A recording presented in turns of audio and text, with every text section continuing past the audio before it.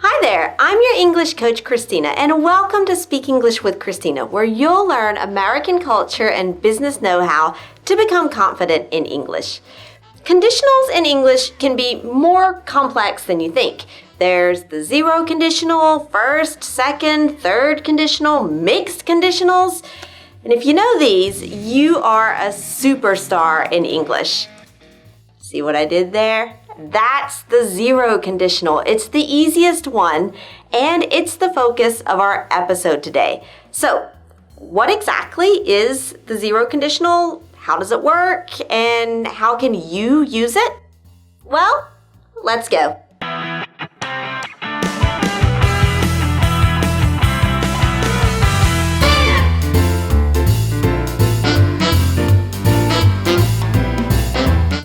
Grammatically speaking, the zero conditional is the simplest of all. It works like this.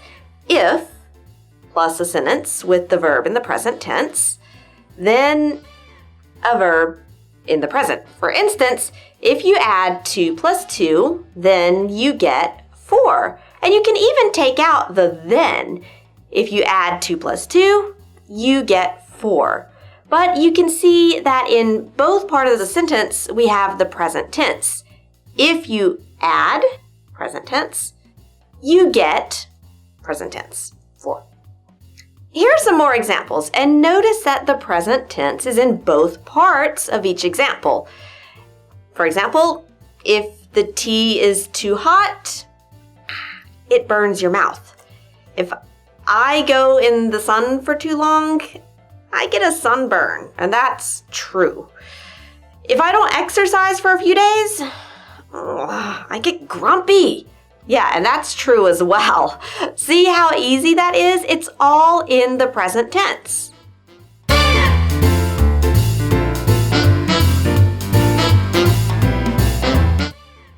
So, how does the zero conditional work?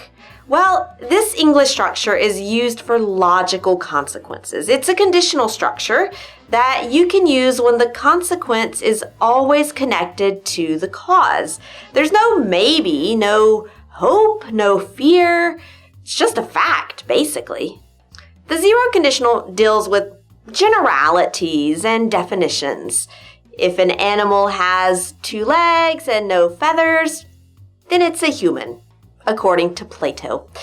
And when someone uses you with the zero conditional, it's as a general you as a human being. It's not addressed to you specifically as an individual person.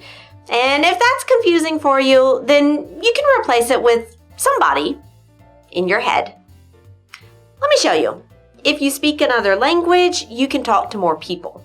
Now, I'm not talking about you specifically necessarily, but about people in general. So let's replace you with somebody. If somebody speaks another language, they can talk to more people. So the zero conditional is for facts and generalities.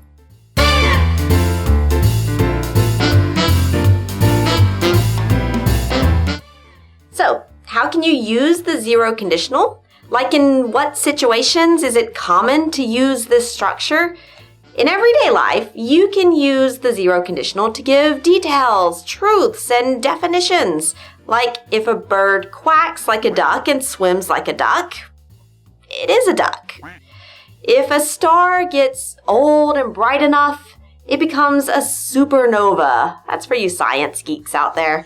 And if you practice your English, you become more confident. And that's for all of you fantastic English learners out there. You can also use the zero conditional to give warnings because you describe the terrible consequences of an action that someone does. And using the zero conditional to do this actually makes the warning less personal, less directed at the person that you're talking to. So you're not implying that they would intentionally do any harm. You're just stating a fact, for example. By the way, if you close the door, it locks automatically, just so you know. Or if too many people log in at the same time, the system crashes. Yeah, we should maybe fix that.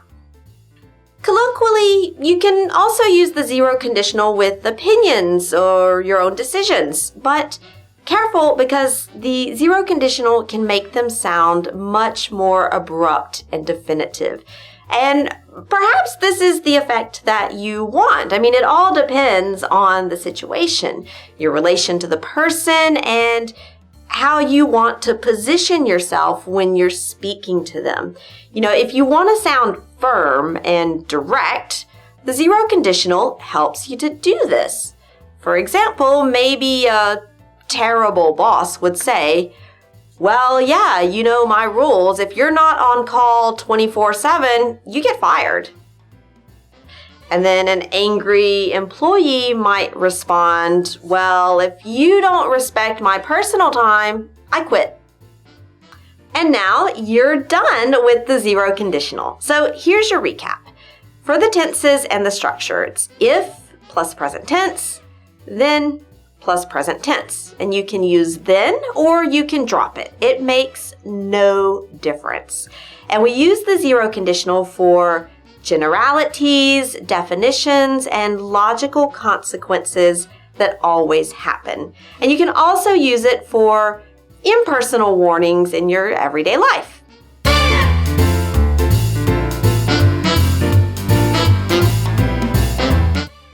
Now tell me, can you make a sentence with the zero conditional? Start typing in the comments below with if, and then complete with your own zero conditional statement. You'll make sure that you really understand how it works, and it's a great way to practice your English. And if you would like to become more fluent, more confident, and work with one of my expert teachers, then check out my new program, Speak English Confidently. It combines private training sessions with regular conversation practice so that you speak more correct English more fluidly. Details are below the video. Thanks so much for improving your English with me, and I'll see you next time.